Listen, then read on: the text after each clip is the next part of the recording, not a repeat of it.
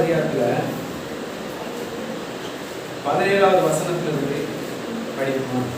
ஆதலால் கர்த்தருக்குள் நான் உங்களுக்கு சாட்சியாக சொல்லி எச்சரிக்கிறது என்னவெனில், மற்ற புறஜாதிகள் தங்கள் வீணான சிந்தையிலே நடக்கிறது போல நீங்கள் இனி நடவாமல் இருங்கள். என்ன சொல்றாரு?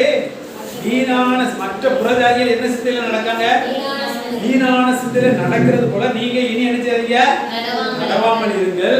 அவர்கள் புத்தியில் அந்தகாரப்பட்டு தங்கள் இருதய கடினத்தினால் தங்களில் இருக்கும் அறியாமையினாலே தேவனுடைய ஜீவனுக்கும் அந்நியராய் இருந்து. அவங்க என்ன நடந்தது? ஏன் அப்படி சிந்திக்கிறாங்க? அவங்க புத்தியில அந்தகாரப்பட்டிருக்கிறாங்க.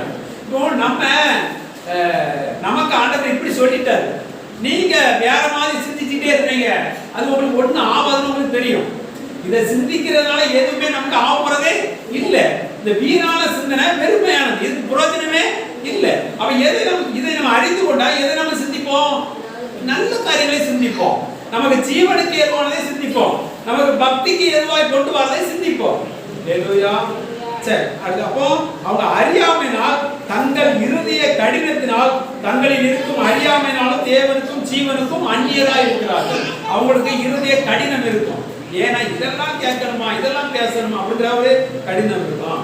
உணர்வில்லாதவர்களாய் சகலவித அசுத்தங்களையும் ஆவலோடு நடப்பிக்கும்படி தங்களை காம விகாரத்திற்கு ஒப்பு கொடுத்திருக்கிறார்கள். அவர்களே தெரிஞ்சாங்க, ஒப்பு கொடுக்கிறாங்க. இதெல்லாம் எதனால வருது? தவறான சிந்தை. தவறான சிந்தனை என்னெல்லாம் வருதுன்னு நீங்க யோசிச்சு கொடுங்க. ஜீவனுக்கு அந்நியராய் மாறுகிறான். அவனே தங்களை என்ன செய்யறான்? காம விகாரத்துக்கு ஒப்பு கொடுக்கிறான். தேவன் ஒப்பு கொடுக்கல, அவர்களே என்ன செய்யறாங்க? ஒப்பு கொடுக்கிறாங்க. இதுக்கு காரணம் அவங்க தேவனுடைய அறியாமையை சிந்திச்சு வீணானதை சிந்திக்கிறாங்க. நீங்களோ நம்மளை பார்த்து சொல்றாரு 20ல, நீங்களோ இவ்விதமாய் கிறிஸ்துவை கற்றுக்கொள்ளவில்லை. இதுக்கு முன்னாடி சொன்னது யார சொன்னாரு? புறஜாதிகளை சொன்னார். வீணான சிந்தையை சிந்திக்கிறாங்க பாருங்க. நீங்க யாராவது வீண் சிந்தை சிந்திச்சு கொண்டு இருந்தா நீங்க நினைப்பீங்க, நான் சும்மா தானே சிந்திக்கிறேன். இல்ல, அது உங்களை கேடு உண்டு பண்ணி கொண்டு இருக்கும். அது உங்களை தவறான வழியில கொண்டு போயிட்டு இருக்கும். அதனால உங்க வீண் சிந்தைகள் எல்லாம் நீங்க என்ன செஞ்சீங்க? விட்டுருங்க. அதனால நீங்க இவ்விதமாக கிறிஸ்துவை கற்றுக்கொள்ளவில்லை. நம்ம கிறிஸ்துவை எப்படி கற்றுக்கொண்டிருக்கிறோம்? வீண் சிந்தைக்காக இல்ல. நம்ம ஒவ்வொரு சிந்தையும் வீணானதா இருக்கக்கூடாது. ஒவ்வொரு சிந்தையும் நமக்கு பிரயோஜனமானதா இருக்கணும். ஒவ்வொரு சிந்தையும் நம்மளை பக்தி விருத்திக்காக கொண்டு வரணும். ஒவ்வொரு சிந்தையும் நம்மளை புதிதாய் மாற்றிக்கொண்டே இருக்கணும். வளர்ச்சி, புதிதான குழந்தை வளர்கிறதாக நாம் சிந்தை இருக்கணும். இயேசுவின் இடத்தில் உள்ள 21 படிச்சு பாருங்க. இயேசுவின் இடத்தில் உள்ள சத்தியத்தின்படி நீங்கள் அவரிடத்தில் கேட்டு அறிந்து அவரால் போதிக்கப்பட்டீர்களே. அவரிடத்திலே கேட்டு அறிந்து அவரால் போதிக்கப்பட்டீர்களே. அந்தபடி முந்தின நடக்கைக்குரிய மோச போக்கும் இச்சைகளாலே கெட்டு போகிற பழைய மனுஷனை நீங்கள் களைத்து போட்டு. அந்த மனுஷன் யாரு? இந்த வீணான சிந்தைகள் வர்றது, இதெல்லாம் நினைச்சிருக்க எந்த மனுஷன்? பழைய மனுஷனை நீங்க என்ன செஞ்சிருங்க? களைத்து போட்டு உங்க உள்ளத்துல நல்ல கவனியா, உங்க உள்ளத்தில் புதிதான ஆவி உள்ளவர்களாகி மெய்யான நீதியிலும் பரிசுத்தத்திலும் தேவனுடைய சாயலாக சிருஷ்டிக்கப்பட்ட புதிய மனுஷனை தரித்துக் கொள்ளுங்கள். ஆமென். எங்க தரித்துக் கொள்ளணும்? உங்க உள்ளத்துல, உங்க சிந்தையில நீங்க என்ன செய்யணும்? தரித்துக் கொள்ளணும். புதிய மனுஷனை தரித்துக் கொள்ளணும். அந்த புதிய மனுஷனுக்குள்ளதான் எது இருக்குது? மெய்யான நீதி இருக்குது. ஆமென். அதைத்தான் உங்களுக்கு நான் சொல்லிக் கொண்டே இருக்கிறேன். இந்த புது சிருஷ்டியில இருக்கிறவங்களுக்குள்ள மெய்யான நீதி, மெய்யான பரிசுத்தம், தேவனுடைய சாயலாக சிருஷ்டிக்கப்பட்ட புதிய மனுஷனை தரித்துக் கொள்ளுங்கள். நீங்க தேவனுடைய சாயலா இருக்கீங்க. அதுதான் சுவிசேஷம். தேவனுடைய சாயலாகிய சுவிசேஷத்தை அவர்கள் விசுவாசிக்காதபடினால் அவிசுவாசிக்கிறவர்களுக்குள்ளே அவர்களுக்கு சிந்திக்கப்படாத மனக்கண்களை பிசாசானவர் குருடாக்கி போடுகிறார். ஆனால் வசனம் என்ன சொல்லுது? இதை நீங்க என்ன செய்ய? தரித்துக் கொள்ளுங்க. மெய்யான நீதி, மெய்யான பரிசுத்தம், தேவனுடைய சாயலாய் சிருஷ்டிக்கப்பட்ட புதிய மனுஷனை நீங்கள் தரித்துக் கொள்ளுங்கள். ஹல்லேலூயா. இது உங்க கையில தான் இருக்குது. இப்ப நான் பேசிட்டு இருக்கேன் பாருங்க. இதை நீங்கள் ஏற்றுக்கொள்றது உங்க கையில தான் இருக்குது. இதெல்லாம் நம்ம கேட்கணுமா அப்படின்ட்டு நமக்கு அதுதான் நினைக்கிறதுல கொஞ்சம் சந்தோஷமா தெரியுது. அந்த சிந்தை தான் நமக்கு ஒரு நல்ல ஒரு அதா இருக்குது. அப்படி நினைச்சு கொண்டுதான் அதையும் சிந்திச்சா அது எது வரும்னு வேதம் சொல்லுகிறது. அதை சிந்திக்கும் பொழுது நீங்கள் ஜீவனுக்கு அந்நியர்களாக இருப்பீர்கள். நீங்களே தவறான காரியத்தில் நீங்களே ஒப்பு கொடுக்கப்படுகிறீர்கள். நீங்களே நரகத்துக்கு உங்களை ஒப்பு கொடுக்கிறீர்கள். தேவன் ஒப்பு கொடுக்க, நீங்களே ஒப்பு கொடுக்கிறீங்க. காரணம் என்ன? இந்த வார்த்தைக்கு விரோதமா, இந்த வார்த்தையை விசுவாசிக்க முடியாதபடினால் உங்கள் சிந்தைகள் வேறான சிந்தைக்கு போகிறது. அப்ப இதை நீங்கள் தரித்துக் கொள்வீர்களானால் இதுல மெய்யான நீதி இருக்கிறது, மெய்யான பரிசுத்தம் இருக்கிறது, மெய்யான மீட்பு இருக்கிறது. அதுதான் புதிய மனுஷனாகிய இயேசு கிறிஸ்து. அந்த இயேசு கிறிஸ்துவை நீங்கள் உங்கள் சிந்தையிலே தரித்துக் கொள்வீர்களால் இது எல்லாம் உங்களுக்குள் செயல்படும். அல்லேலூயா. நீங்கள் தரித்திருக்கிறபடினாலே நீங்கள் பாக்கியவான்களாக இருக்கிறீங்க. இதை நீங்கள் தரித்திருக்கிறபடினால நீங்கள் பாக்கியவான் என்று நான் இயேசுவின் நாமத்தில் உங்களுக்கு சொல்லுகிறேன். ஆமென், ஆமென். ஆனபடினால தான் நம்ம இதை தரித்திருக்கிறபடினால தான் நாம் சொல்லுகிறோம், நான் நீதிமான் என்று சொல்லுகிறோம். மெய்யான நீதி எங்களுக்குள் இருக்கிறது, எங்களுக்குள் இருக்கிறது. ஆமென். நாங்கள் அதை தரித்திருக்கிறோம். மெய்யான நீதியாகிய இயேசு கிறிஸ்துவை நாங்கள் தரித்திருக்கிறோம். நாங்கள் தரித்திருக்கிறபடினால் பழைய மனுஷன் மரிச்சிட்டான். நாங்கள் தரித்திருக்கிறபடினால் அந்த மனுஷனை தான் நான் சொல்ல முடியும். அல்லேலூயா. நான் பழைய மனுஷனா இருந்தோம்னா நான் சொல்லலாம், நான் ஒரு பாவி மண்ணுன்னு சொல்லலாம். பழைய மனுஷன் என்ன செஞ்சுட்டேன்? நான் களைத்து போட்டுட்டேன். நான் களைத்து போட்டு புதிய மனுஷனை தரிச்சிருக்கிறேன். இந்த புதிய மனுஷனுக்குள்ள என்ன இருக்குதோ அதுதான் நான் சொல்ல முடியும். அல்லேலூயா.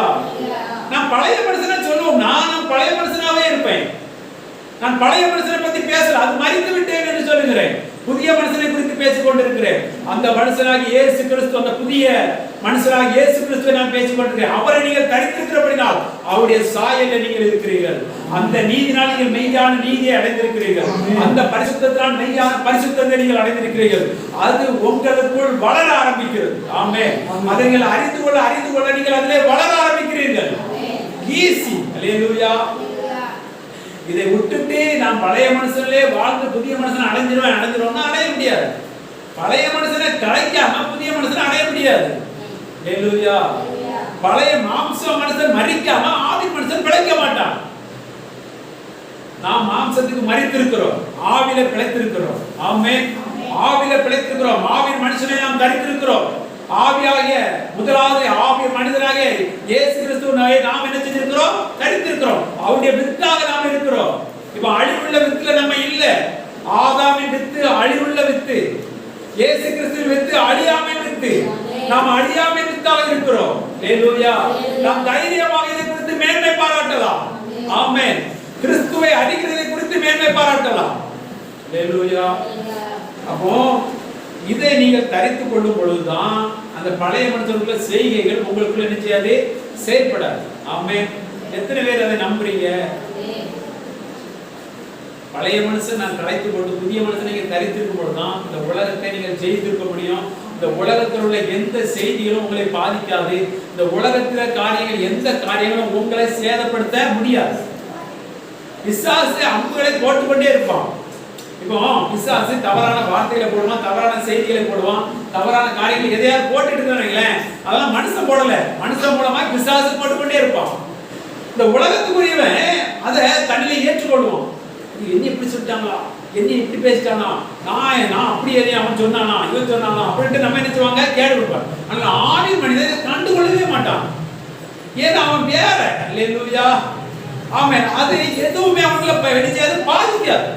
இயேசு கிறிஸ்துவை என்னெல்லாமா சொல்றாங்க, அதுக்காக என்னைக்காவது அழுதுட்டு இருந்தாரா? சகோதரர்களே மதிக்கல. நீங்க இயேசு 53 பாருங்க, யாருமே அவரை மதிக்கலையா. அதுக்காக என்னைக்காவது பிதாவிடத்துல ஜெபம் பண்ணிருக்காரா?